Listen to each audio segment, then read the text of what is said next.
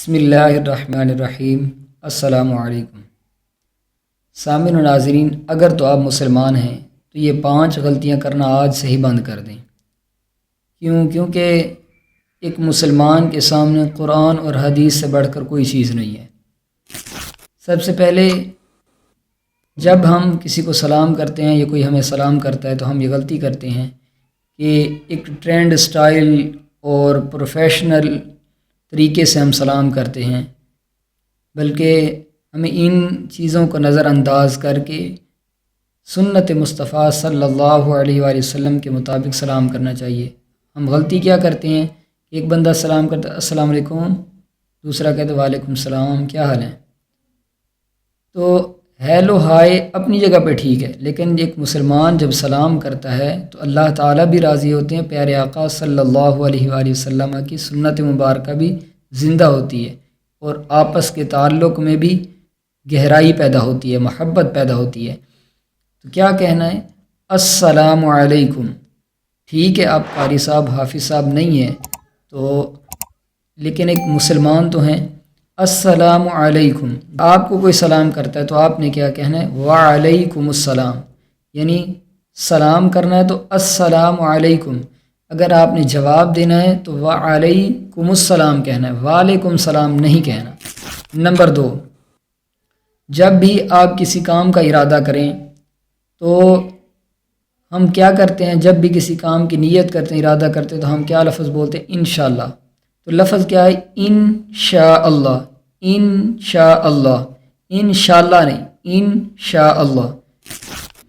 Number 3، جب بھی کسی خوبصورت چیز کو دیکھیں، گھر دیکھیں، مکان دیکھیں یا کسی بچے کو دیکھیں تو ماشاءاللہ نہیں کہنا، ماشاءاللہ، ماشاءاللہ۔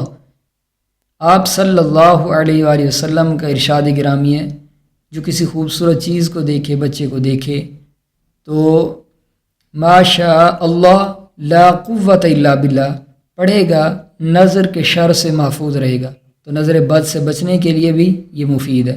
تو ماشاءاللہ لا قوت الا باللہ۔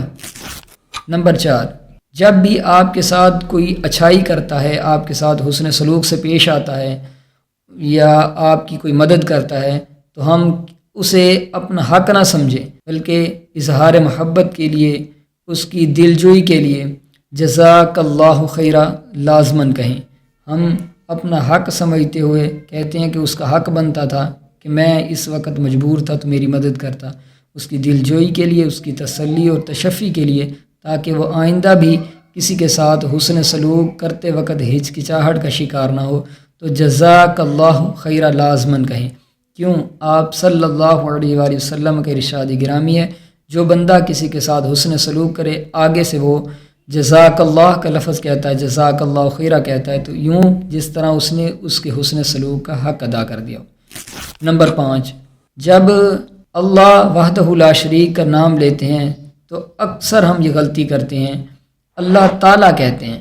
اللہ تعالیٰ، اللہ عز و جل کہہ لیں، اللہ تعالیٰ نہ کہیں، کیا کہیں؟ اللہ تعالیٰ کہیں، اللہ تعالیٰ نہیں ہے، اللہ تعالیٰ۔